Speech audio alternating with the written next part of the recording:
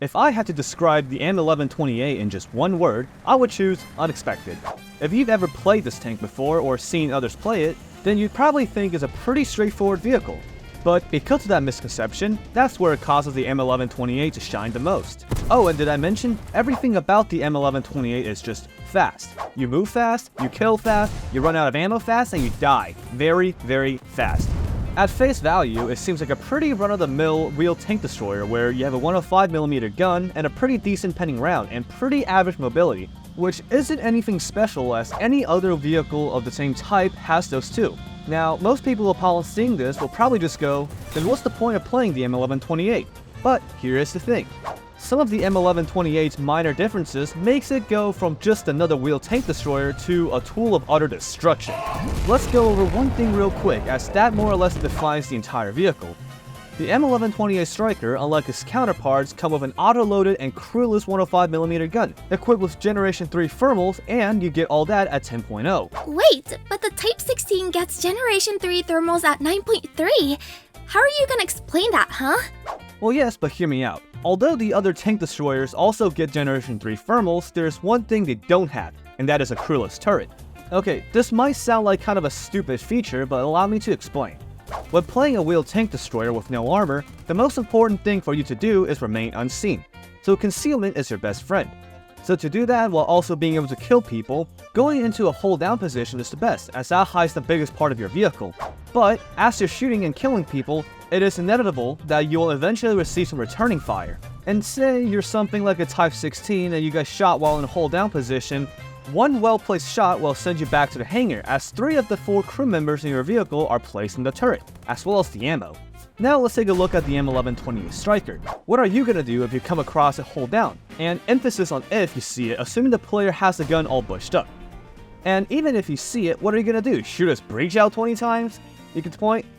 But anyways, back to what I was saying. With the addition of the clueless turret, Generation 3 thermals, and an autoloader, makes you an extremely dangerous target to fight, especially if you're positioned well. But however, it's not a warfighter vehicle if it doesn't come with some downsides, and that is the gun depression.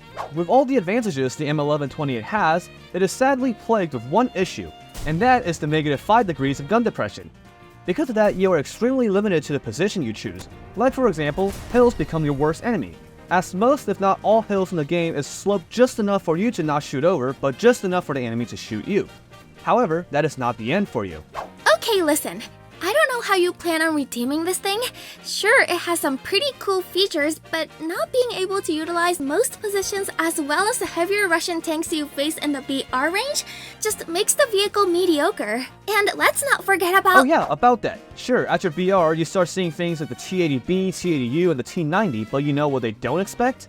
M900. So let's talk about the most important thing the M1128 has, the M900 APF-SDS. Originally, the M1128 and the Wolfpack only really has the M774 APF-SDS, but with the introduction of the M900 depleted uranium APF-SDS, this changes the gameplay completely. Why is this such a big deal? Well, Hina, would you be kind enough to explain? Yeah, sure. So, with each BR in War Thunder, we generally see tank rounds with similar performances. For example, at 9.3 we see APF-SDS rounds like the DM33, 3BM22, and the Type 93 APF-SDS to have around 400mm of penetration, and so on. But the M1128 at the BR of 10.0 sees rounds like the 3BM42 and DM23 with around 420mm of penetration. Meanwhile, you get the M900 APF-SDS, which has 522mm of penetration.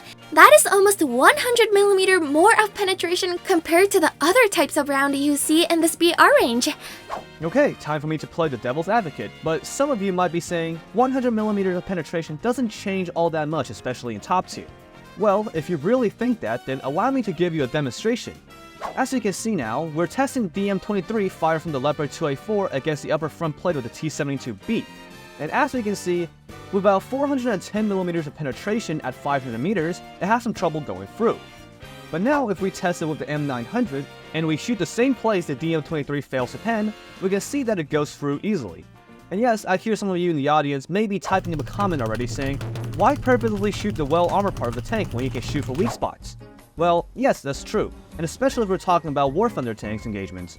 But imagine you're shooting something from over a kilometer away and suddenly those weak spots become a lot smaller. So in a situation like that, especially with large margin of error, having a round that can penetrate other parts of the tank other than just the weak spots become extremely advantageous. Anyways, I think you get my point. Okay, fine. Maybe the M1128 isn't completely garbage. Thank you! Alright, now let's move on. Even though you're able to dish out a lot of damage, receiving damage as a Stryker isn't your strong suit either. As you may or may not have guessed already, being a wheeled IFV means that you sacrifice armor for mobility, and this applies to any wheeled tank destroyer, but unlike traditional light tanks, or IFVs like the Bradley, you are extremely vulnerable to heavy machine gun fire, autocannons, artillery, and especially casts. And for the Stryker specifically, your ammo rack and your ammo storage is located under and to the right of the turret, meaning one well-placed shot around the back hemisphere of your vehicle will make you detonate. Okay, so one moment this thing is good, and the next you're telling me it's made out of paper match. So what is it?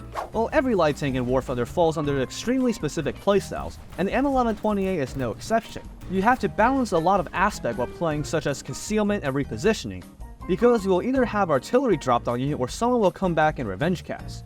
So how do you play a vehicle like this? Something this fragile and situational simply won't be able to see competitive gameplay, right? Well, no. The M1128, although being fragile, has some great mobility. Pair that with a powerful gun in the M900 APFSDS and you got yourself a very deadly combination. So how do you play this tank destroyer? Well, just like you would any others, except with the addition of the crewless turret, you can afford being a lot more aggressive while being pulled down. So get out there and show those oblivious German mains just what you can do, but be aware, there's always someone out there who will outflank you.